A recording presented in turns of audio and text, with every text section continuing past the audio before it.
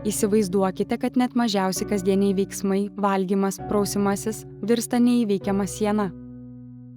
Ką, jei ši siena atima jūsų orumą?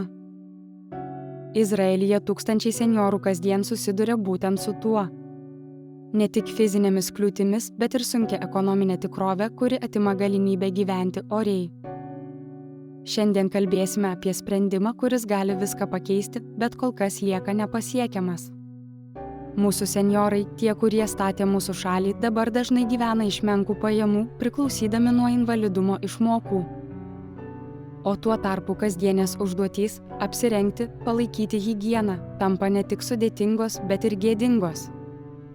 Tai nėra tik fizinė negalia, tai yra nuolatinis iššūkis alsuojantis ant jų nepriklausomybės ir orumo. Dėl to šiuolaikiniai sprendimai, tokie kaip terapiniai robotai, lieka svajonių lygmenyje. Bet aš turiu jums pasakyti, kad terapiniai robotai nėra prabanga. Jie yra realybę keičiantis sprendimas. Tai technologijos, kurios gali palengvinti slaugos srities darbo krūvį, sumažinti darbuotojų trūkumą ir svarbiausia – grąžinti senjorams nepriklausomybę, saugumą ir laisvę kasdienėje rutinoje.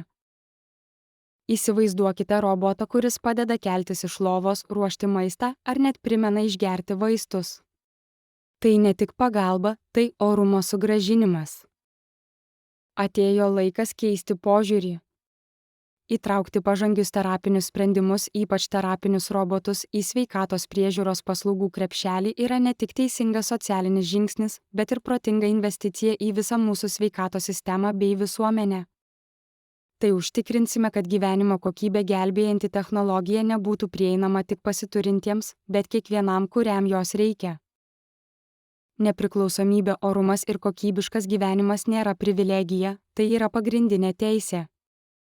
Kad sužinotumėte daugiau, paspauskite šį vaizdo įrašą.